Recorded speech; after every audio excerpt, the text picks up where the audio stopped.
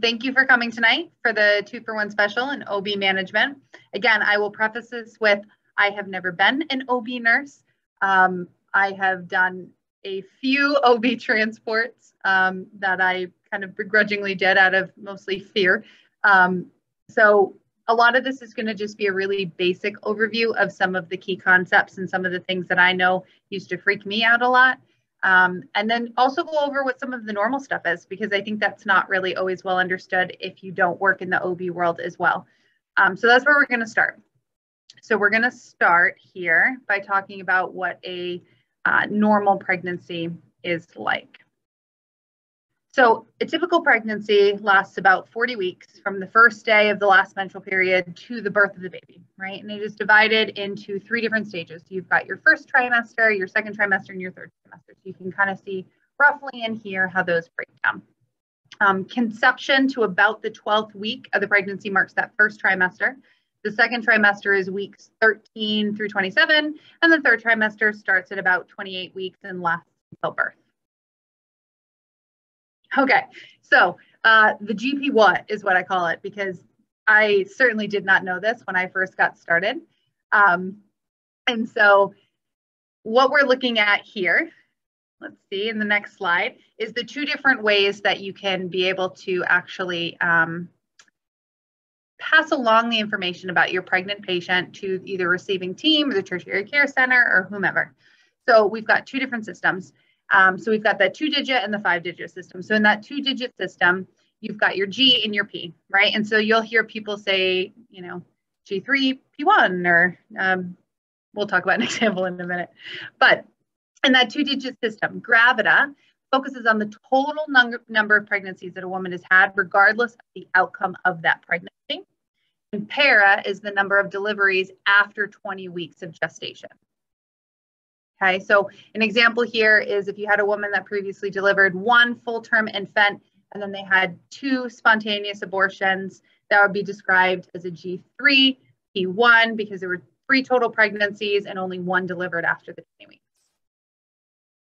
The 5-digit system is more specific, and it's going to give you a little bit more information about the pregnancies that this person has. So it doesn't only include the total pregnancies, so it has the Gravida still, so you'll have that number, but it also breaks it down into term, preterm, abortions, which is another word for miscarriages, and the number of living children. So this one's a little bit nicer because it'll give you a better idea as to what their history is.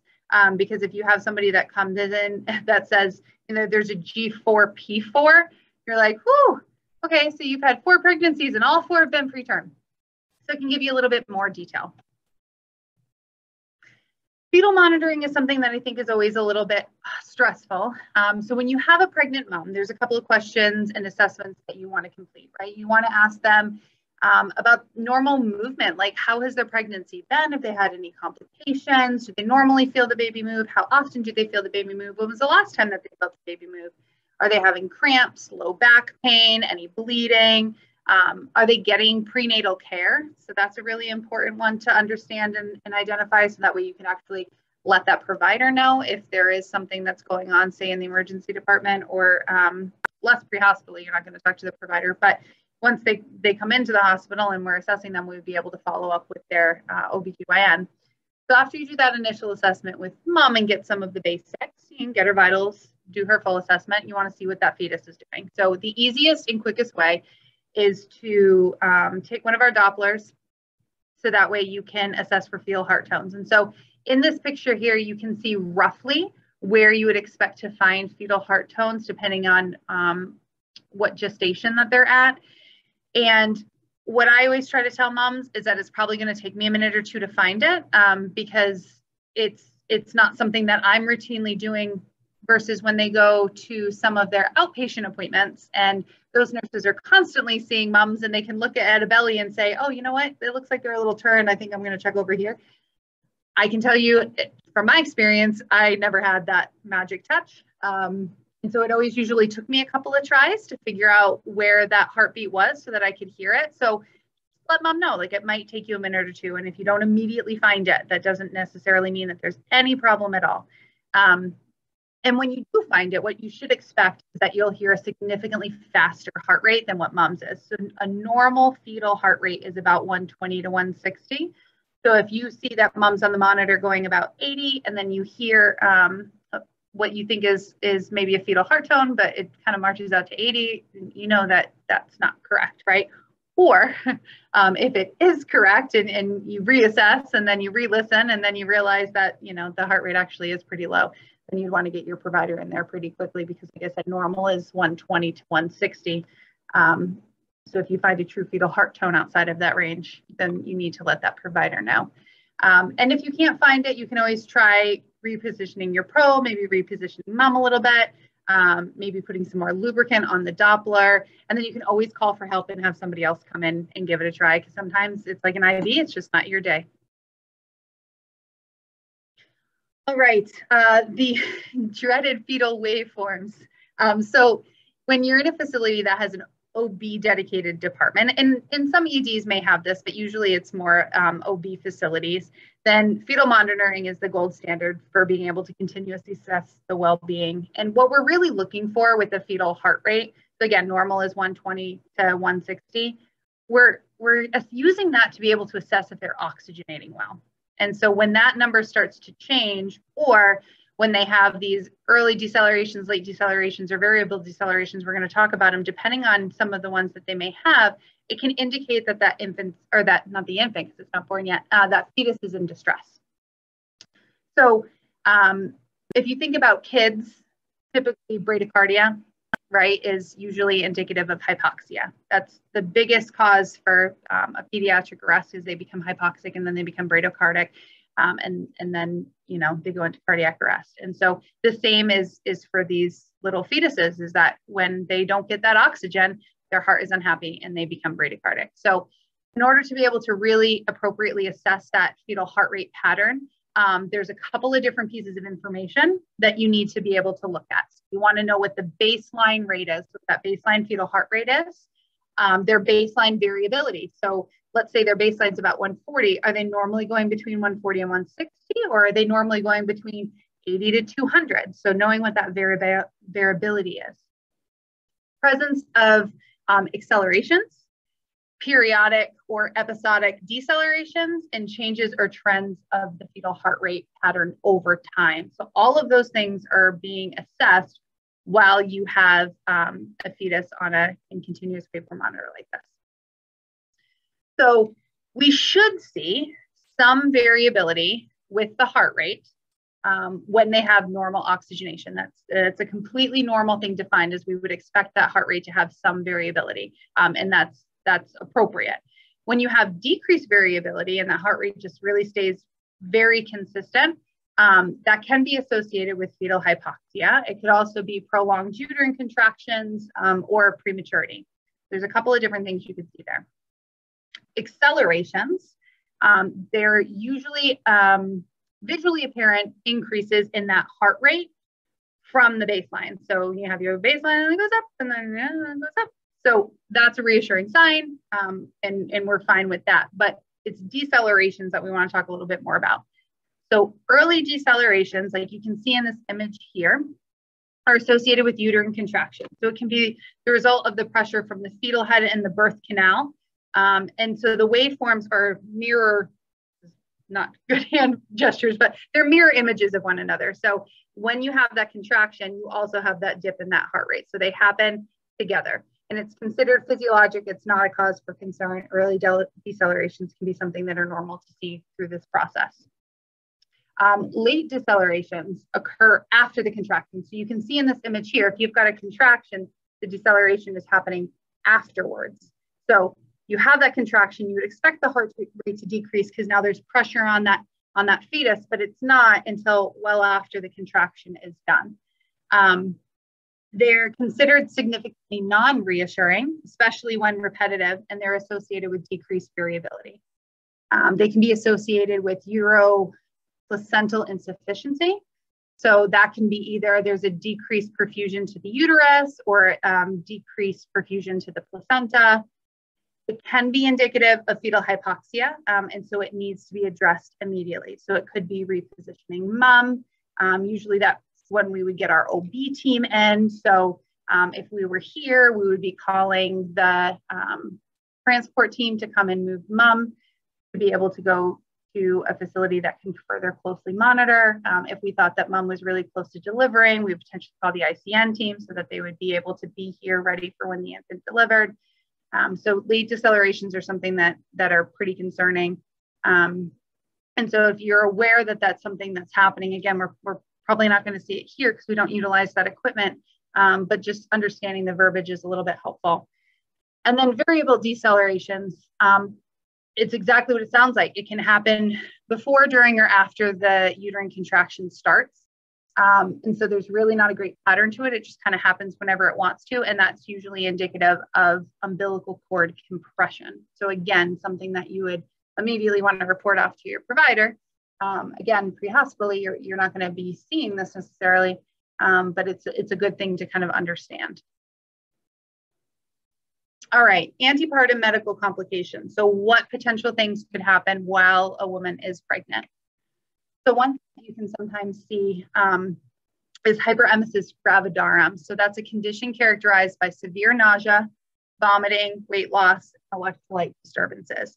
And it's essentially really, really horrific morning sickness. So there's, I think it was about like 70% of women have a certain level of morning sickness throughout their pregnancy, but this is to the extreme. And so you can see here in this chart, there's the difference between what normal morning sickness looks like and what this hyperemesis gravidarum looks like. And they don't have a good known cause. Some say that it could be a rise in the hormone levels that cause this.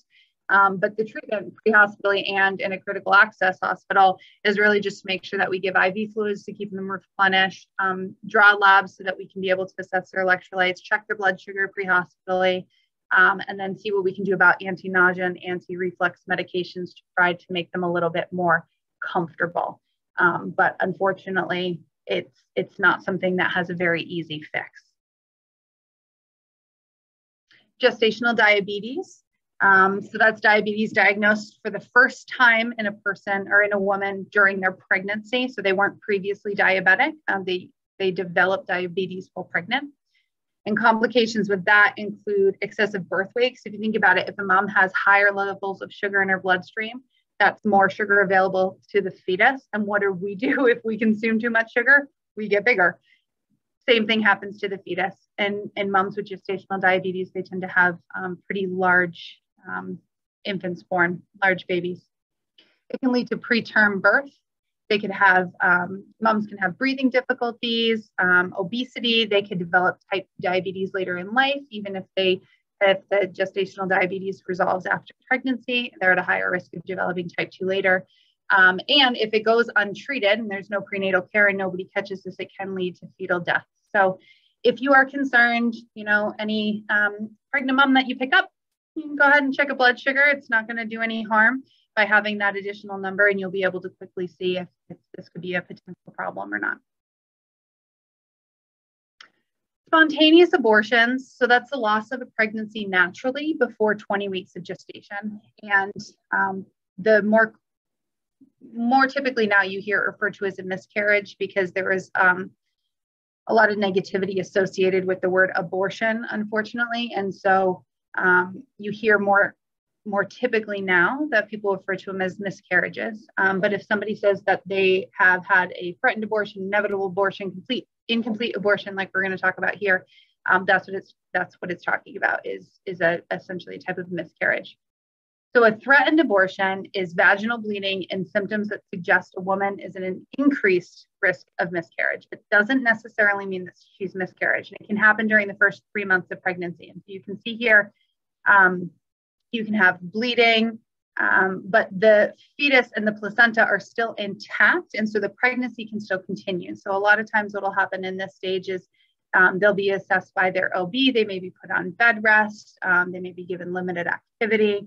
But it does not necessarily mean that they've actually had a full miscarriage, but it's exactly what it sounds like. It's threatened. There's a much higher potential for a miscarriage to occur.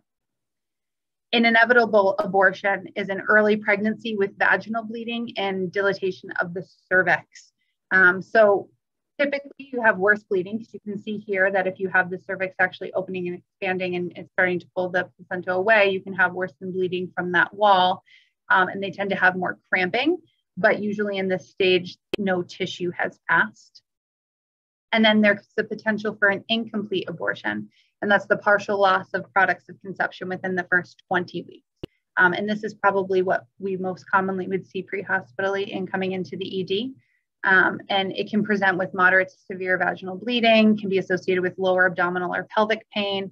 And due to that retained product, if that doesn't get treated, so if they don't come in to be seen, it can actually lead to continued vaginal bleeding and consequent anemia and the potential for uterine sepsis. So if you ever do pick up a mom that thinks that she's having a miscarriage at home and has passed any tissue, you actually want to bring that with you into the hospital. And same with if we're in the hospital, we would want to make sure that we collect that and keep that with mom, because we want to make sure that we assess it, have the provider to assess it to make sure that she doesn't have any retained tissue, because that could cause significant, again, bleeding and infection if it's not properly treated. An ectopic pregnancy. So that occurs when a fertilized egg implants and grows outside the main cavity of the uterus. Right. And so most likely it's going to happen in the fallopian tube, but it can actually happen anywhere. So if you see here, you'd expect it to happen in this fallopian tube here, but it can happen in the ovary, it can happen in the abdomen. And so early signs of an ectopic pregnancy include light vaginal bleeding. They may have some pelvic pain, sharp abdominal cramps, dizziness or weakness, pain in the shoulder, neck or rectum, and that's actually referred pain from wherever the implantation has occurred. And if it does happen in the fallopian tube and that ectopic pregnancy continues to grow and then it causes the fallopian tube to burst or rupture, it can cause really severe pain with or without bleeding. So what you can sometimes see is women that didn't even realize that they were pregnant and then have sudden really sharp abdominal pain. And one of the first things that we want to do, just like with any woman of childbearing age, is assess their pregnancy status. And so that would be something that we would do when they came into the ED, is to assess to see if they were pregnant. But that is typically what you would see is that really severe pain, but it doesn't necessarily have corresponding bleeding. And it gets diagnosed with ultrasound. And treatment can vary depending on how far the pregnancy was. So it could be limited to just medications, but there could be surgical interventions required if the pregnancy was further on, or if it did grow to where it burst one of those fallopian tubes. So here are two different syndromes that you could see. So oligohydramnios and polyhydramnios. So oligohydramnios refers to amniotic fluid volume that's less than expected for that gestational age. So if you think about it, you've got your fetus in the uterus. It's supposed to be surrounded by all this nice fluid to be able to keep it. It helps with breathing, it helps with movement, it helps with growth. Like there's so many things that it does for you. And so if you are lacking in this, complications can include deformities from being compressed in the womb, underdeveloped lungs, preterm labor, miscarriage, stillbirth, and infection, especially if the water were to break early. Polyhydramnios is kind of the opposite. It's an excessive accumulation of amniotic fluid, which can also cause premature contractions, but it can cause longer labor and difficulty breathing in mom.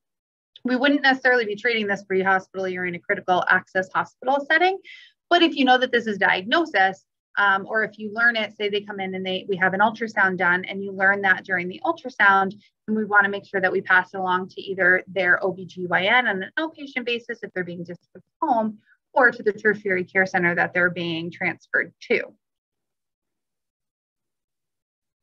PROM and PPROM.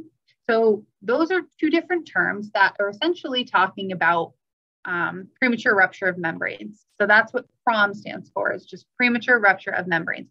And it's a rupture of those membranes before labor actually begins. So it's not necessarily preterm labor, which we'll talk about in a little bit. It's just that membrane rupturing. And if PROM occurs before 37 weeks of pregnancy, then it's called PPROM. And that is the preterm premature rupture of membranes. So essentially, membranes ruptured too soon, but like really too soon because it's before 37 weeks of gestation. And there's a couple of different things that could cause this. So rupture of the membranes near the end of a pregnancy, so just true PROM, might be caused by a natural weakening of the membranes or from the force of potential contractions. If it happens before 37 weeks, so PPROM, then it's often due to an infection in the uterus. And the risk of PROM and pre-PROM include infection of the placental tissue, placental abruption, which we're going to talk about a little bit later, compression of the umbilical cord, and postpartum infection. So if you think about it, if there's membrane rupturing, now there's an actual pathway between the inside sterile portion of the uterus and inside that sac to the outside world. Preeclampsia is one that can be pretty scary. So it's a pregnancy-specific syndrome of reduced organ perfusion from sustained elevated blood pressure. And preeclampsia is characterized by hypertension. So you've got a blood pressure of greater than 140/90 consistently, and protein in the urine after 20 weeks of gestation. So those are the two big things. You've got hypertension and the protein in the urine. And there's two complications. Well, there's quite a few complications to preeclampsia, but then there's two really big complicating, worsening aspects of the disorder, which include eclampsia and HELLP syndrome. So eclampsia is essentially preeclampsia. You have all of the things. You've got the placental dysfunction, got systemic vasoconstriction, your fetal growth restriction because there's impaired blood flow from that high blood pressure, organ damage because of the impaired blood flow because of the high blood pressure. So you have all of those things in eclampsia plus seizures. So that's how you go from preeclampsia to eclampsia, is you add the seizures. HELLP syndrome is a severe worsening of preeclampsia characterized by hemolysis, elevated liver enzyme levels, and low platelet count. And that's where you get HELLP. So the H is hemolysis, elevated liver is your EL, and then your LP is your low platelet. And if left untreated, the symptoms are going to worsen, and that leads to decreased perfusion to your major organs. And so it can lead to kidney failure, elevated liver enzymes, headache and blurred vision, seizures, which again would put you into the eclampsia category, poor perfusion to the placenta leading to fetal distress. There may be intrauterine growth restrictions because of the lack of good blood flow to the placenta. The definitive treatment for preeclampsia and eclampsia tends to be just delivery. Like once you have the infant, then a lot of those symptoms go away, but you can still see symptoms up to 48 hours postpartum. And so what do you do with moms that aren't in labor, but they're exhibiting signs of preeclampsia or eclampsia? So if that happens and they have end organ dysfunction in the setting of preeclampsia, so they have that blurred vision, they have that high blood pressure, or they're seizing, and you think that they're eclamptic, then the treatment is mag sulfate. So once they're escalating to that really dangerous zone of they're having poor end organ perfusion and or they're seizing, then mag sulfate is really the medication to give. And typical dosing includes a bolus of about 4 grams over 10 or 15 minutes, and then an infusion of 1 to 2 grams an hour. And whenever you give magnesium, you always want to monitor for mag toxicity. And so that would be if you have increased ventilatory effort, if they have respiratory depression, if they suddenly lose their muscle tone, those are all signs of a mag toxicity or mag overdose. And if that were to happen, you would actually stop the mag and give calcium gluconate, which is that reversal agent. So it can be really scary if you've got a mom, especially a third trimester mom that comes in and is seizing, but most likely it's due to eclampsia. And so again, magnesium pre-hospitally is the go-to, and then even in the hospital as well. Preterm labor. So that occurs when contractions result in the beginning of the opening of the cervix after week 20, but before week 37. So once you're in that 20 to 37 week window, if you were to deliver during that time frame, that's preterm labor. And depending on how far along the labor is, there's a couple of options. So there are medications that are beneficial in slowing or stopping labor, and that includes nifedipine, indomethacin, butylene, magnesium. And those I have all in here as to where we stock them within our facility, what the normal dose is, what type of form that they come in. Another thing you would want to consider is giving betamethasone to mom if the fetus is less than 36 weeks gestation. And what that helps to do is improve fetal lung maturity. So by giving it to mom, it gets systemically into her system, and it can actually help to try to help their lungs develop a little bit quicker. So if we think that we're moving towards a potential delivery in the next few hours to days versus weeks, then it gives them a little bit of a better chance to have better lung status when they are born. And usual dose for that is 12.5 milligrams given IM. But if the delivery is imminent, then you just want to prepare for the delivery of the neonate and, keep mom NPO if she comes in and you're transferring her out to a tertiary care center, or if you're bringing her up to a tertiary care facility in case they decide to do a cesarean. But we'll talk more next month about care of the neonate and what we would do really from delivery forward. So if you're interested in that, definitely come back next month and we'll talk about that a little bit more. But there are times where you can stop preterm labor and there's times when you cannot. And so you just have to do the best that you can do depending on how far along that labor is. All right, chorioamnionitis, which I really struggle with saying, so I'm kind of surprised it came out all in one word. But that occurs when bacteria infects the membranes that surround the fetus in the amniotic fluid. And it's caused by a bacterial infection that usually starts in the mom's urinary tract. So moms can present if they have this with high temperature fever, tachycardia. They could have a really tender abdomen. So think about it, if it's infected, it's going to be really tender. And they could have discharge from the vagina with a really abnormal smell. Complications include further infection in the pelvic region or of the abdomen of the mom, potential for blood clots, definitely sepsis. If you think about it, if it's an isolated infection and that spreads, it could become septic. And the newborn might also have complications as well, including sepsis, meningitis, respiratory problems, and it can lead to preterm labor. So if you suspect this in mom, or if you diagnose this in mom, antibiotics and antipyretics and fluids are really the best choice until you can get them up to a tertiary care facility to have further assessment and intervention done. Usually an intraamniotic infection alone isn't an indication for a cesarean, but they should still go to a tertiary care center for monitoring and the potential for a cesarean.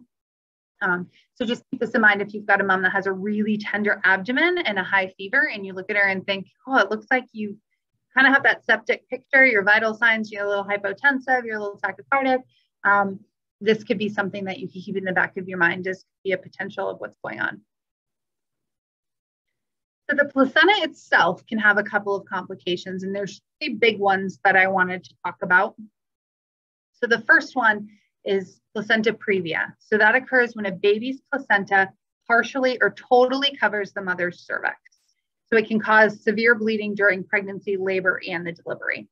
So if you know or suspect this diagnosis, you don't actually want to do a digital exam because it can worsen the bleeding. So if you think about it, if you have the placenta here and you're doing a digital exam and say the cervix is partially dilated, you're actually going to go into placenta. And so you can actually worsen the bleeding that's occurring.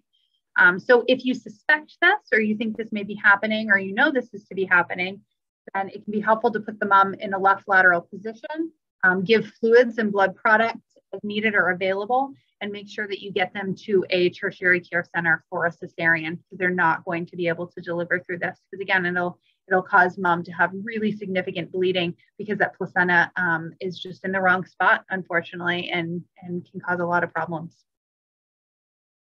Placental abruption.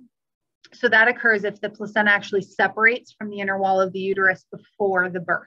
So typically what would happen is you would deliver the infant and then the placenta comes after. This is when the placenta actually tears away before the infant is delivered. So if you think about it, it can cause the fetus to lose blood supply, which is going to cause the fetus to lose oxygen and nutrients and everything else that it needs until it's born. It can cause pretty heavy bleeding in mom. It's most likely to occur in that last trimester of pregnancy, especially in the last few weeks before birth. And so what you could see is vaginal bleeding, although depending where the tearing is, there may not be any. If you look at this image, the picture on the right, you can see that if there was tearing at the top portion of the uterus here, you wouldn't necessarily see vaginal bleeding because it's all isolated up to the top, versus if there's a tear of the placenta near the bottom portion of the uterus, then you may actually see vaginal bleeding. They're going to have abdominal pain, back pain. If they're having that internal bleeding, so that upper portion here, they could actually have a rigid uterus, so a rigid abdomen. Because if you think about it, that uterus, if it's filling with blood and the blood can't come out, it's going to start to make it more firm and rigid in that abdomen. Or they could have pretty significant uterine tenderness. And they may have contractions that are coming one right after the other and just continuously contracting. So if you think that your patient could have a placental abruption, it's the same kind of a thing. Place a large bore IV, give fluids, give blood if available, transport rapidly to the closest appropriate facility. So if you're down in our neck of the woods and you feel that it would be better to go straight to a tertiary care center, call med control and say, hey, this is what's going on. I really want to, get mom up there because I think that this is something that's going to need a further evaluation by an OB team, and potentially a surgical intervention. And we would move them extremely quickly as well. Would be calling for transport as soon as we realize that this could potentially be a problem. Placenta accreta is when the placenta grows too deeply into the uterine wall. So typically that placenta is going to detach from the uterine wall after the baby's born, right? Which we kind of talked about a little bit before. But when this occurs, part of the placenta or all of the placenta actually remains attached. So it can cause really severe blood loss after delivery.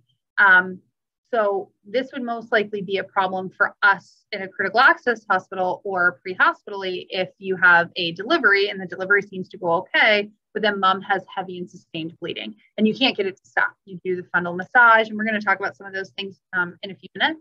But you do all of the normal things that you would expect to do to try to get some tone there and to get the bleeding to stop, and it's not. And then you realizing that part of the placenta or all of the placenta isn't delivering. And so that is something that needs to immediately be a tertiary care center with OB present and surgical capabilities. And so again, you want to stabilize the best you can by putting large bore IVs in, giving warm fluids and blood if it's available to you. And getting them up to a surgical team so then that they can actually go in. And there are times in the situation where moms have to have hysterectomies, emergent hysterectomies to stop the bleeding because it's just so far into the muscular wall. So that's kind of the normal to abnormal of the pregnancy. Again, just a very basic overview of some of the most common things that you could see. So now we're going to talk a little bit about the delivery phase. So what a normal delivery is. So for the most part, if you have a pregnant mom and you're delivering them, you're really just helping to assist in the delivery of the neonate. And in most situations, it tends to kind of do what it wants to do as it's coming out, if you will. So there's a couple of different stages of labor and birth and that we're going to look at here. But once you start having crowning, and then they have this external rotation to get the shoulders through, deliver one of those shoulders and deliver the posterior shoulder, and they just kind of almost twist and slide out in a normal delivery setting. It's a pretty fluid motion. You never tug, you never pull, you just kind of help to gently assist that infant out. And then once the infant's born, we want to dry, warm, stimulate, do all the normal good things that we'll talk about a little bit more into next month. But putting them right on mom's chest, you can dry and warm them. Then they immediately have that skin to skin. That's ideal. And that would be kind of what a normal process hopefully looks like. And then once they are delivered, then we want to do the umbilical clamp, right? So umbilical cord needs to be clamped in two places to make sure that neither the mom nor the mother, the baby or the mother bleed from having the cord cut. So if you only were to clamp one side, say you clamp the baby side and then you cut, then you would have mom bleeding through that umbilical cord and vice versa.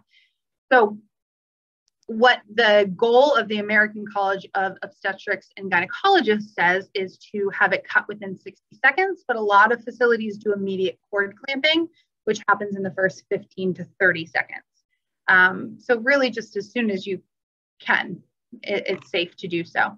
And what you would do, so I put what we typically see, which are just these little small clamps. You just want to make sure that they're really nice and secure. We don't want them to pop off. And you can see here, even in the picture, you don't want to go right up to the baby's abdomen. You want to give yourself a nice tail, because if you were to need to put, say, an umbilical line in, you want to give yourself a little bit of room to work with. So going a couple of inches from the baby's abdomen, and then you clamp both ends and you cut right in the middle. And then the placenta should deliver within 5 to 10 minutes after delivery of the neonate. So don't forget about the placenta. And when you deliver the placenta, especially if it's pre-hospital or if we're here in the ED, we're actually going to want to keep it and put it in a placenta bag or bucket, and that will actually go with mom up to the tertiary care facility so that they can make sure that it's intact, see if there's any abnormalities, and just make sure that that's a part of their assessment. But of course, there's postpartum complications. So that's the normal process, but we know that there's always something that can be abnormal. So one of the things that we always want to be aware of is prolapsed cord, right? So a prolapse of the umbilical cord means that the cord comes before the baby through the vagina. So when this happens, the fetus's head or their body might actually put pressure on the cord, which will cut off the fetus's blood supply. So if that happens and you have a pregnant mom, you either go to a scene or they come into the ED and you do an assessment and you see umbilical cord, then you want to discourage mom from pushing. So have mom stop, have her do a knee to chest position or put her in Trendelenburg. And then you actually want to place a gloved hand into the vagina to decompress the umbilical cord by elevating that presenting part off of the cord, like in this image. You want to give that cord room to be able to still pulsate and get that blood and oxygen and nutrients to the infant, and then back out to mom to recirculate again. And then whatever is exposed, we want to wrap in warm, sterile, saline soaked dressing, and we want to be transporting to the nearest tertiary care center as soon as physically possible. So if you're pre-hospital, this is a reason to go directly to a tertiary care center. Still follow your process to call med control, but if that's a part of your normal process. But this is somebody that should not be stopping anywhere other than a place with surgical capabilities, because there's nothing that we're going to be able to do in the meantime, other than say, yep, nope, you probably should keep driving north and getting them where they need to go. How about a breech? So a breech is when the baby's feet or buttocks presents first, rather than the head coming out. And so there's a couple different types of breech deliveries. So a frank breech is when the baby's legs are folded flat up against their head and their bottom is the closest in the birth canal. So you can see this top left photo here. So they're really kind of crunched up with their bum coming down first. A complete breech is when both baby's knees are bent and the feet and bottom are closest to the birth canal. So kind of like they're sitting with their legs crossed, but still bums down. And then a footling breech is when one or both of the baby's feet point down and could potentially deliver before the rest of their body. If this happens, you don't want to pull on the newborn. You want to support them and allow the delivery to proceed as normally as it can, especially in our setting in pre-hospitally. If those legs have delivered, you can gently elevate the trunk and the legs to kind of aid in the delivery of the head. So almost kind of in this swooping motion, again, not pulling, just kind of aiding with that. If the head isn't delivered within 30 seconds of the legs, then you do want to try to place 2 fingers into the vagina to locate the infant's mouth. So you can actually press the vaginal wall away from the mouth to maintain the fetus's airway. But it would be extremely challenging to do that in that situation. And this would be a really hard one pre-hospitally or even within our facility, just because you want that OB team and the ability for them to do an emergency C-section, especially if the baby stops delivering or if you just have that footling. So this is another one where we just want to make sure that we're moving them to the best place possible, which is a tertiary care center with OB. Shoulder dystocia.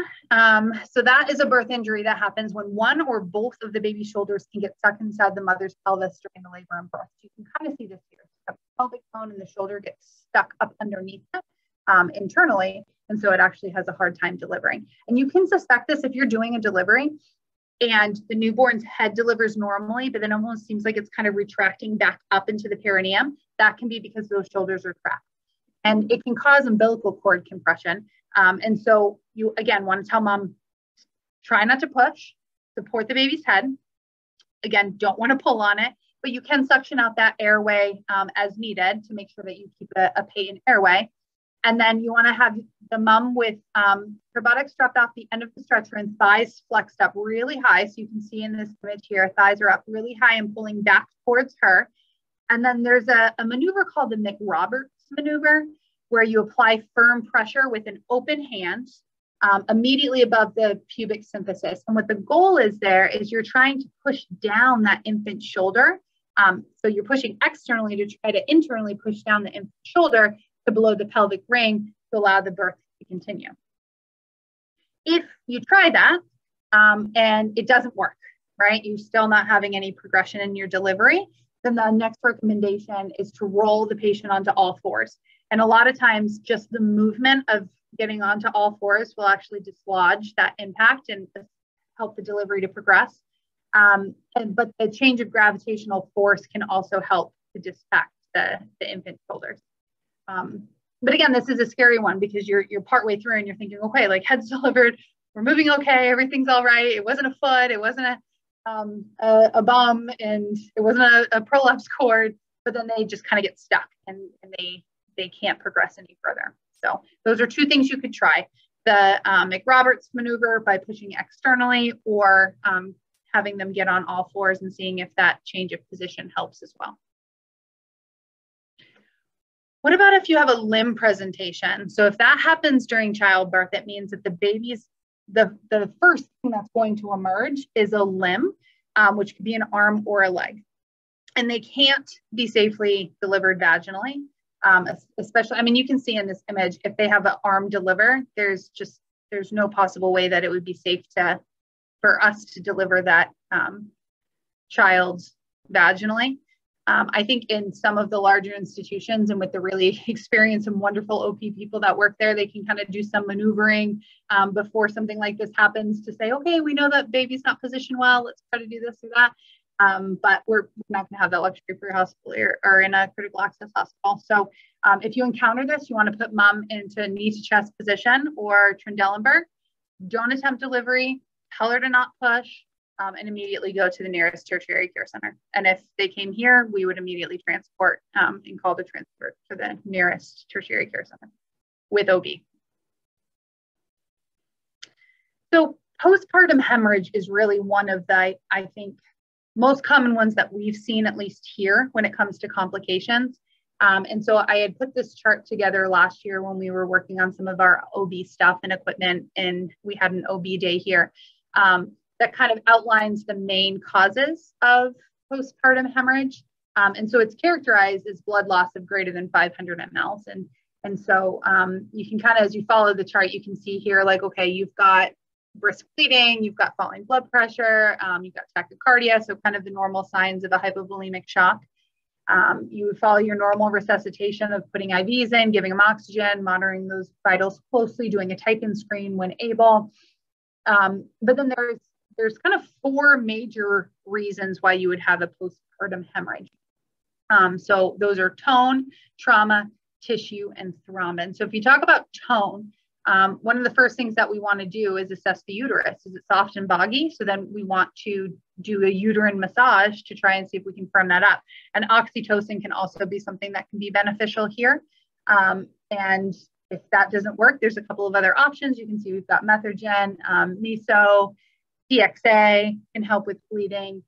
So you can kind of follow along in that algorithm, but that tends to be the first one. Like as soon as a baby's born and maybe you're delivering the placenta, maybe you haven't delivered the placenta, want to assess that uterus, see if it's really boggy. And if it is, then just start externally manually palpating the uterus to see if you can firm it up.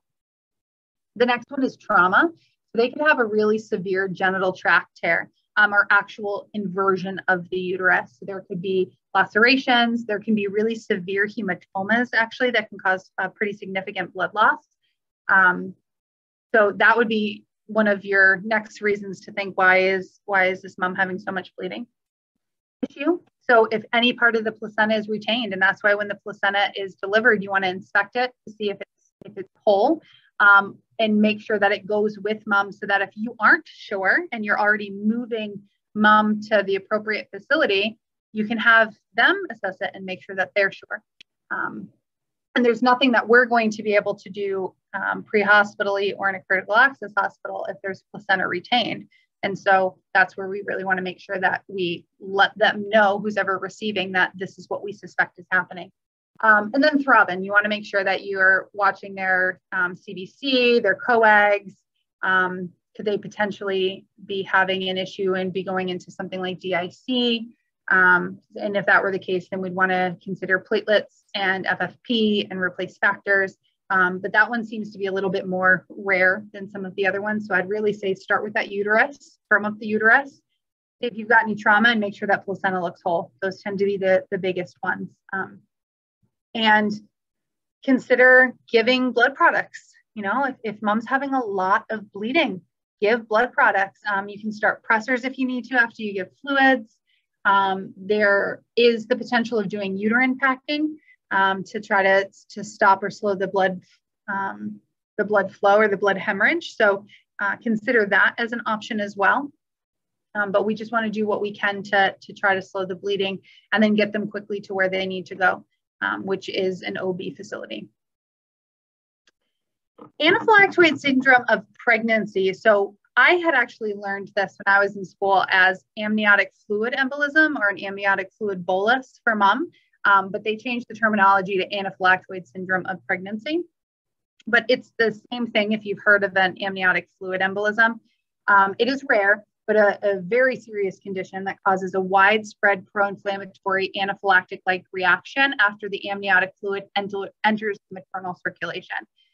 It's not entirely known how it enters maternal circulation, but ends up going through the venous system and gets into the pulmonary circulation and can cause pulmonary hypertension, edema with occasional bronchospasms, and it can ultimately end in acute respiratory distress syndrome, hypotension, hypoxia, and cyanosis. Pulmonary edema leads to left-sided heart failure, and cardiac arrest can actually occur in about 80% of the cases.